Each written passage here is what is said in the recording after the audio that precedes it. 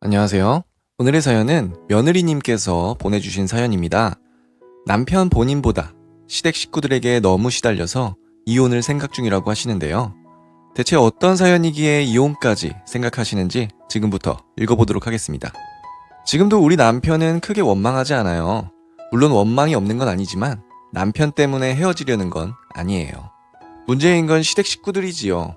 거지 근성부터 시작해서 개싸가지까지 정말 그 인간들 생각만 해도 머리가 아파요. 그리고 남편도 시댁 식구들을 제어하지 못하니 이혼 말고는 답이 없는 것 같네요. 일단 저랑 남편이 결혼한 지는 올해로 4년째이고요. 서로 알고 지낸 지는 10년도 넘었어요. 제가 대학 1학년 때 처음 만났으니까요. 남편이 대학 선배였는데 재학 도중 남편이 휴학을 했어요. 남편 집안이 여러 가지 이유로 몰락해서 대학비도 없어서 휴학하게 된 거죠. 남편은 제가 졸업할 때까지 복학하지 못했고 그렇게 서로 멀어졌어요. 몇 년 뒤 우연히 만나게 되었습니다. 이것도 인연이라고 생각한 탓인지 자연스럽게 가까워졌는데요. 일단 남편과 헤어졌을 때 우리 집안 그리고 저는 큰 문제 없었습니다. 계속 다니던 대학 다니다 졸업했고 진로도 그쪽으로 무사히 갔어요. 그에 반해 남편 쪽은 그렇게 신통하지 못했더군요. 결국 돈이 없어서 대학을 중퇴하고 바로 취업을 하게 되었답니다. 다행히 남편이 사람도 좋고 성실해서 취업으로는 잘 풀렸더군요. 다니던 대학 학과와는 상관없는 일이지만 그래도 어느 정도 인정받고 수입도 괜찮은 사람이었어요. 그렇게 남편이랑 재회하고 몇 번 만나다 보니 절로 가까워지더라고요. 제가 실수해서 우울할 때는 남편이 위로해주고 남편 쪽 일에 문제가 생겨서 우울해지면 제가 위로해주면서 급격히 가까워졌어요. 그냥 이성 친구에서 애인이 되고 결혼까지 하게 되었지요. 결혼 무렵을 돌이켜보면 집안의 반대가 심했습니다. 우리 부모님 모두 반대를 하셨는데요. 남편은 성실하지만 시댁 식구들이 문제 같다고 하셨습니다. 네 애인 식구들 좀 문제가 많아 보이더라. 네 남편과 말고는 제대로 일하는 사람도 없고 빌붙을 생각만 있는 것 같아. 남편은 성실해도 식구들이 다 문제 있으면 언젠가 사고 칠 거야. 이 결혼 다시 생각해보는 게 어떠니? 부모님이 이렇게 말리셨지만 그때는 크게 신경 쓰지 않았습니다. 저도 시댁 식구들이 마음에 들지는 않았지만요. 시부모랑 합가하거나 그 댁에 들어가 살 것도 아닌데 1년에 몇 번 보는 사람들이 문제 있어 봐야 얼마나 큰 문제 있겠냐고 생각했습니다. 지금 생각해보면 정말 아니한 생각이었지요. 그렇게 결혼을 하게 되었는데요. 결혼 1년도 안 되어서 문제가 터지기 시작했습니다. 남편 본인도 문제가 없지는 않아요. 사람이 자기 쓰는 돈에는 너그러운데 제게 들어가는 돈은 아끼려고 합니다. 사람이 살다 보면 쇼핑도 하고 이래저래 돈도 쓰고 해야 하잖아요. 그런데 제가 쓰는 돈은 가능한 한 아끼려 하면서 자기 집안에 쓰는 돈은 써야 한대요. 솔직히 제가 남편 때문에 돈도 못 쓸 만큼 죽어 지내야 할 이유가 없거든요. 혼인할 때 결혼 비용도 우리 집안 쪽에서 훨씬 많이 됐으니까요. 비율로 치면 정말 8대2 수준으로 우리 집안이 많이 됐습니다. 결혼할 때도 그렇고 결혼 후 수입으로 따져도 제가 더 많으면 많지 적지는 않습니다. 그런 상황에서 처음에는 서로 용돈이나 생활비 다 똑같이 책정했어요. 저는 용돈이 부족하지 않은데 남편이 계속 용돈이 부족하다고 하는 겁니다. 이유를 알아보니 본인이 많이 쓰는 게 아니라 부모님이나 시댁에 드리는 돈이 많아서 그렇습니다. 매달 시댁에서 정기적으로 가져가는 돈이 50만 원이 넘거든요. 그걸로도 부족한지 수시로 돈 빌리러 옵니다. 처음에는 남편에게만 이야기를 한 것 같지만 남편 혼자서 쓸 수 있는 돈에 한계가 있으니 제 귀에도 이야기가 들어옵니다. 돈 빌리는 이유도 정말 다양합니다. 부모님 진료비부터 시작해서 남편 동생들 사고친 것, 투자, 기타 등등 생각만 해도 머리가 아플 정도입니다. 몇 번은 빌려주었지만 빌려가는 것도 한두 번이지 이대로는 안 되겠다 싶어서 우리가 버는 돈 시댁 식구들 그만 갖다 주라고 딱 잘라 말했습니다. 그날 남편이랑 결혼 후 처음으로 크게 싸웠습니다. 어떻게 사람이 그럴 수 있어? 결혼했으면 너도 우리 식구인데 시댁 식구들이 좀 도와달라는 걸 못 본 척해? 자기 식구들이 도와달라고 한 게 한두 번이 아니잖아. 돈 가져간 거 갚은 적도 없고 우리가 잘 벌면 가족 좀 도와줄 수 있는 거지. 그게 내 가족이지 네 가족이야? 아무튼 내 돈은 더 이상 시댁에 한 푼도 못 갖다 줘. 남편이랑 한바탕 크게 싸웠고 이후 남편 본인이 시댁에 돈 빌려달라는 말은 안 합니다.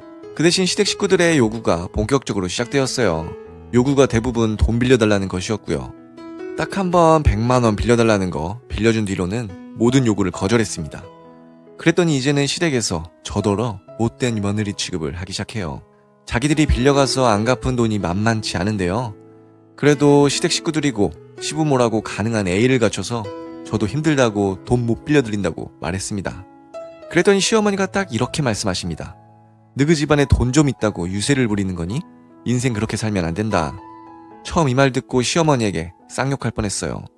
인생 그렇게 살면 안 된다는 건 제게 빌붙으려는 시댁 식구들, 그리고 자기와 자기 남편 쪽 아닌가요? 돈을 빌려줘서 못 갚고 있는 제가 이런 말을 왜 들어야 하는지 의문이었습니다. 그런 말 듣고 이 인간들 정말 상종하면 안 되겠다 싶어서 연락도 줄였습니다. 시댁과 소원해지니 남편과도 소원해지더라고요. 자세히는 모르지만 시댁 측에서 남편을 막 들볶는 모양입니다. 남편을 움직여서 저더러 지갑을 열라는 거죠. 남편도 난처하기는 할 겁니다. 제가 시댁을 위해서 더 지갑을 열지 않을 걸 잘 아는 사람이니까요. 하지만 가정을 지키려면 시댁의 미지근한 태도를 보일 게 아니라 제 입장을 대변해서 시댁의 요구를 거절해야 할 건데요. 별다르게 움직이지 않고 그냥 팔짱 끼고 보고만 있습니다.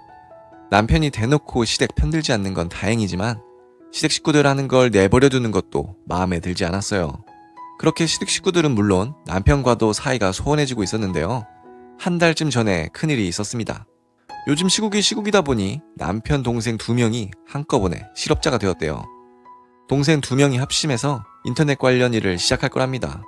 비대면 시대에 적합한 사업 어쩌고 하는데 무슨 말인지도 잘 모르겠고요.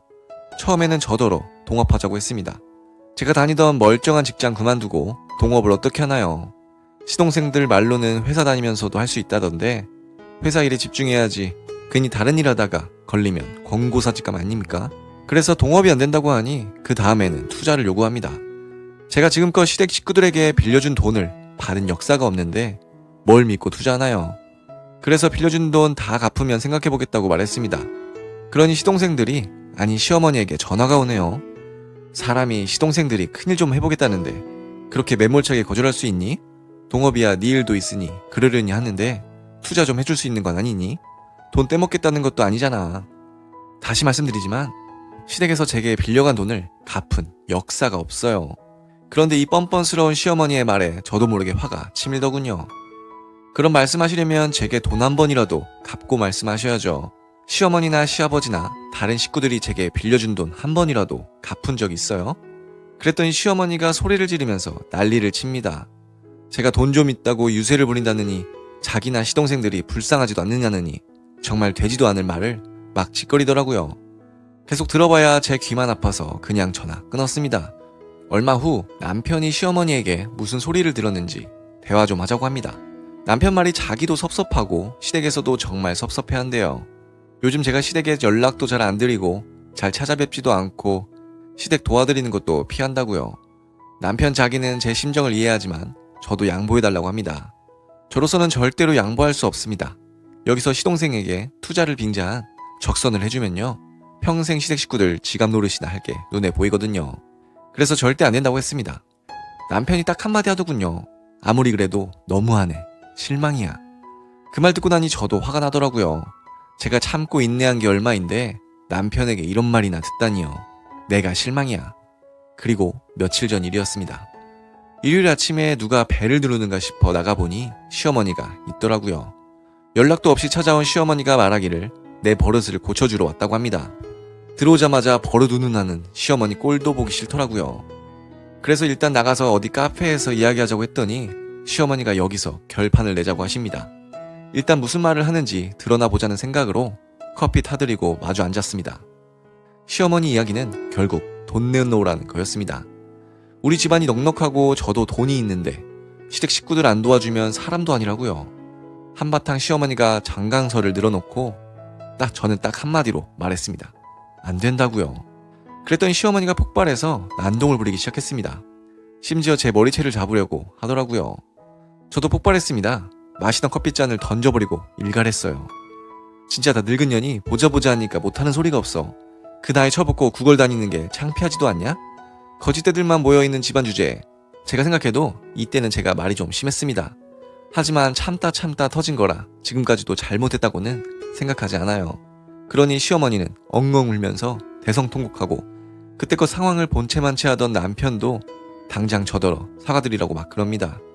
저도 사과하고 싶지만 그러려면 시댁에서 빌려준 돈 다 갚아야 하고 다시는 돈 이야기 안 꺼내겠다는 각서를 써야 한다고 했죠.